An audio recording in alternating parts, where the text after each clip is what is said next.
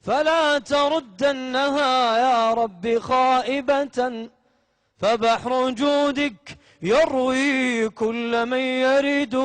تعال خذ ال5 آيات وتعود حبيبي الغالي تذوق طعمها وتجرب لذتها يقينا، ليس تجربة للتجربة، يقينا لأن الله عظيم جل جلاله، يقينا أني إذا حزبني أمر والناس تحاول أني أشتكي لها وأقول إنما أشكو بثي وحزني إلى الله، وأعتزل الناس وأروح أصلي وأقول وأنا ساجد كل اللي في قلبي.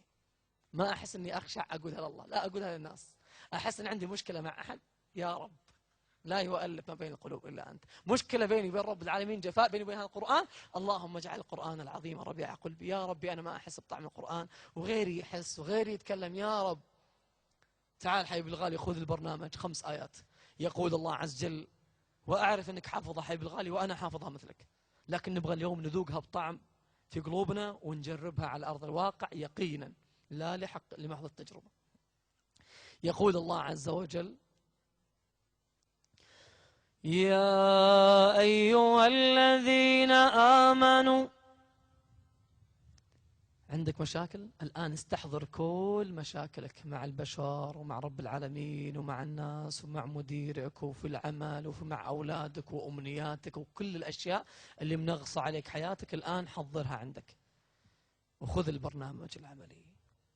لن تذوق حتى تطبقه، إذا ما ذوقت بتحس الكلام فاضي، لكن إذا طبقت تبدأ تجرب طعم غريب.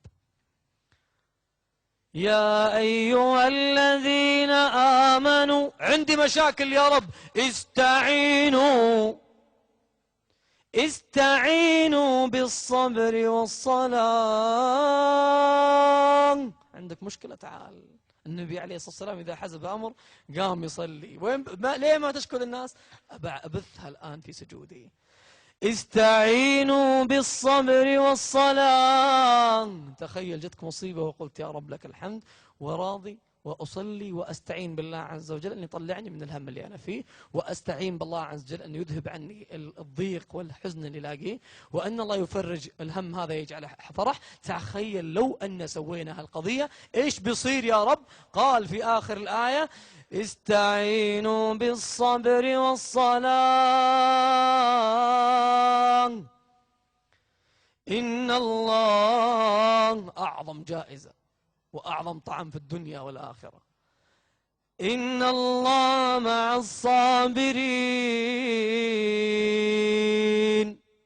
إذا الآن ما حسينا إيش يعني؟ كمل الآيات بتحس كل آية تفتح لك أبواب إلى السماء.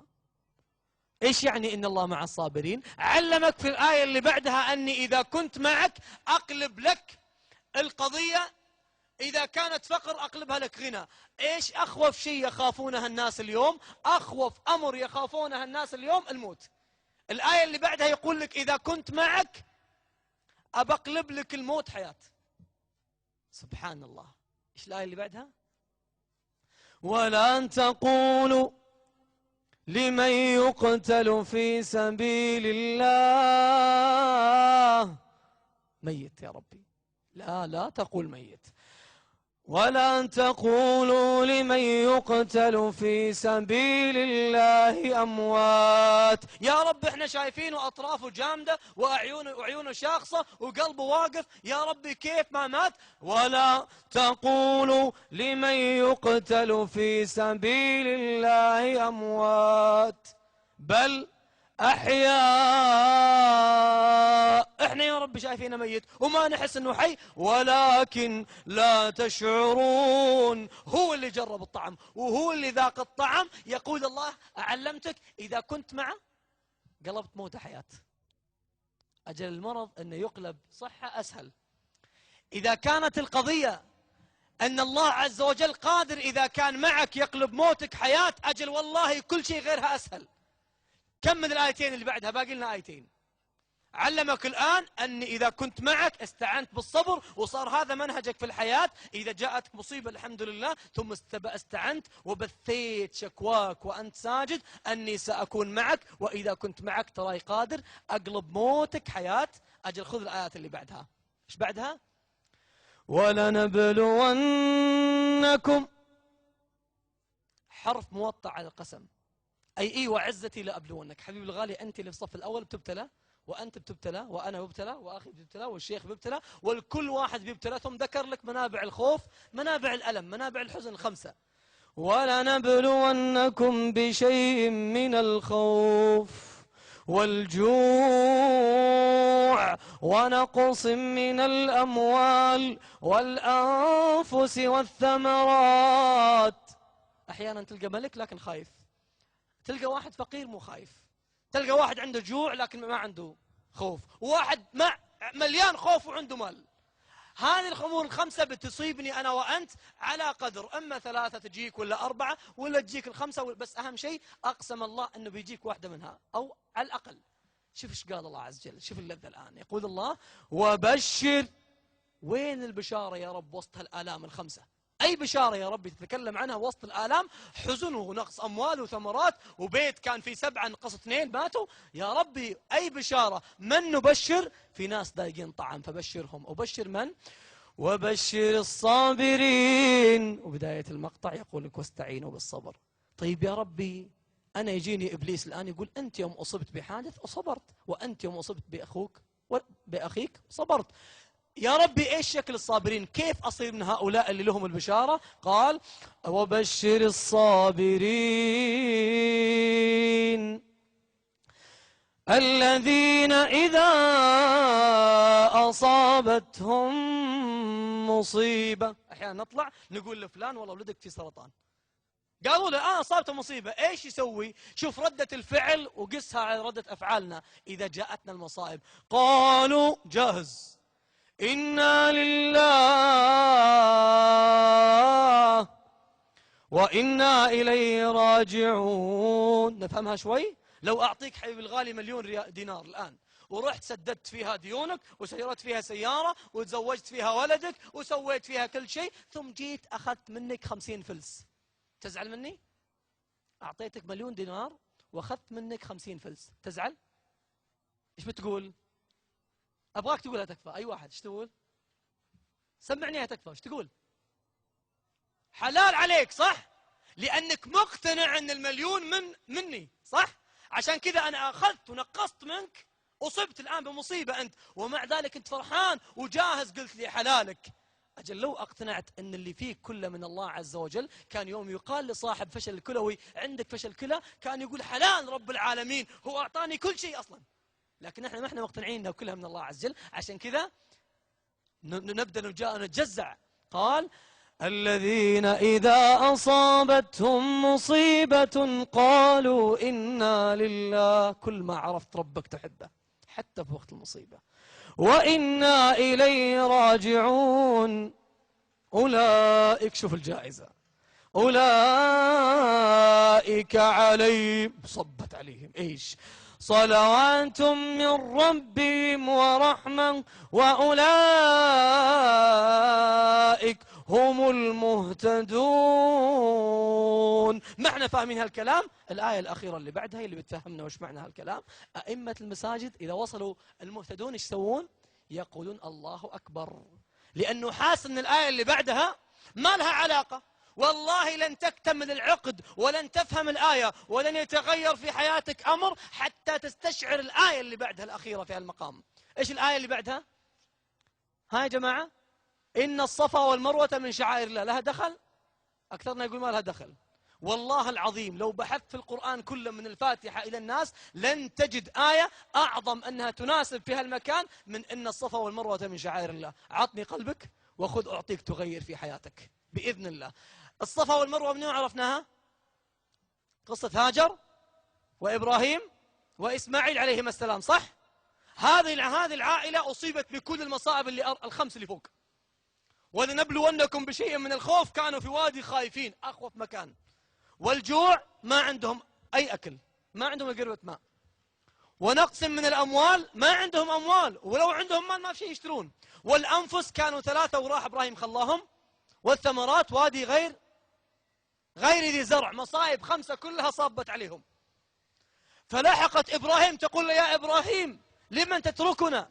تخليني أنا وهالطفل ما معنا إلا قربة ماء، لمن؟ وإبراهيم عليه السلام لا يرد عليها. يا إبراهيم صادق بتخلينا يا إبراهيم، ثم علمت أنه مستحيل يسويها إبراهيم إلا في حالة واحدة، إذا كان الله جل جلاله أمره. قالت يا إبراهيم الله أمرك بهذا؟ الله قال روح خلهم، قال اللهم نعم. إيش قالت؟ الآن أصيبت، هذه إصابتهم مصيبة. إيش قالت؟ ها يا جماعة، قالت ورطتنا وخليتنا الحين بتتركنا، جايبني أنا وهالطفل عشان تروح وتخلينا؟ لا، قالت ما دامه أمرك والله اذهب فلن يضيعنا، ورجعت. شفت النجاح؟ هذه إذا أصابتهم مصيبة قالوا إنا لله، ورضت واستعانت بالصبر وخلاص. إيش صار يا جماعة؟ إيش صار؟ قلب الله الدنيا كلها من ضدهم إلى معهم. ولنبلونكم بشيء من الخوف. كان المكان أخوف مكان، صح؟ صح ولا لا يا جماعة؟ الطيور ما كانت تمر. إيش صار المكان هذا اليوم؟ إيش قلبه الله؟ ها يا جماعة، صار مكان آمن؟ لا، صار أأمن مكان في الدنيا. فمن دخله كان آمنا. قلب الله مصدر الخوف، كان أأمن مكان الآن في الدنيا مكة. ما هو بس البشر، حتى الطيور. الطير هنا اليوم تمر عليه ينحاش يفر يطير، هناك في مكة ما يطير، تمر من عنده ما يطير، لأنه آمن. شوف الله كيف يقدر يقلب لك الدنيا كلها. الثانية الخوف والجوع. قلب الله كل المصائب الخمسة إلى منابع سعادة. الجوع ايش سوى؟ الحين في أحد جائع في مكة اليوم؟ ما أحد خايف في مكة اليوم. طيب في أحد جائع؟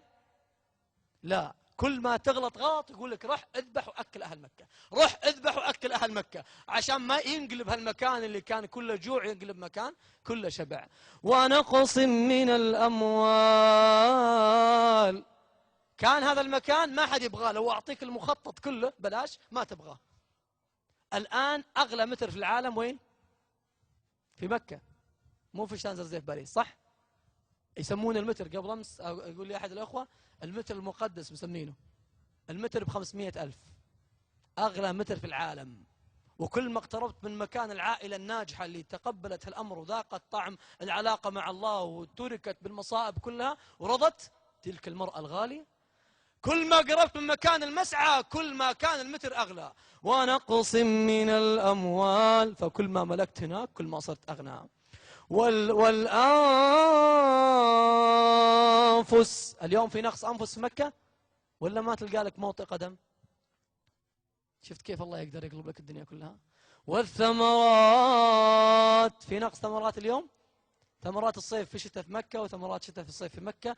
يجبى إليه ثمرات كل شيء. إذا كان الله قادر يقلب لك كل هالأمور، فإيش اللي يخليني ما أتقبل أنا وياك أي مصيبة من رب العالمين بصدر رحب، ونقول يا ربي لك الحمد وما أبقيت أكثر من ما أخذت، ويا ربي لك الحمد، ونستعين بالصبر والصلاة. يكون الله معك يغير حياتك وتذوق طعم عمرنا يا جماعة ما ذقناه. والله لا أحد يغير لك أخوف مكان إلى أمن مكان إلا الله، ولا أجوع مكان إلى أكثر مكان في شبع إلا الله، ولا مكان ما أحد يجيه ثم يأتينا من كل فج عميق إلا الله. قادر يقلب لك مصادر الألم كلها الخمسة إلى مصادر سعادة وفرح. لكن متى؟ أبشر الصابرين الذين إذا أصابتهم مصيبة لن يضيعنا وعلى يقين بالله أولئك عليهم صلوات من ربهم ورحمة وأولئك هم المهتدون. ختاما حبة الفضلاء، إيش اللي قفل قلوبنا؟ ومن أظلم ممن ذكر بآيات ربه يغض من أبصارهم لا تقربوا الزنا لا يغتب فأعرض عنها. حافظ بس ما يطبق شيء. إنا جعلنا على قلوبهم أكنة إيش؟ أن يسمعوا لا يسمع، يقرأوا يقرأ، أجل إيش؟ أن يفقهوه. فهو يقرأ بس ما هو فاهم شيء. فحبيبي الغالي، زي ما قفلناها بالمعاصي تعال نفتحها بالطاعات. أسأل الله جل جلاله أن يذيقني وإياك لذة طاعته، وأسأل الله جل جلاله أن يوفقني وإياكم لهداه ويجعل عملنا وإياكم في رضاه، وأسأله سبحانه أن يذيقنا حلاوة الإيمان التي أذاق بها من اصطفى من عباده. اللهم اجعلنا منهم ولا تفرقنا من هذا المقام إلا بذنب مغفور وعمل متقبل مبرور، وأقر أعيننا بصلاح نياتنا وذرياتنا وأزواجنا وأهلينا ونصرة الإسلام والمسلمين. آسف شيخي على إطالة، الله يجعلك في جنات النعيم.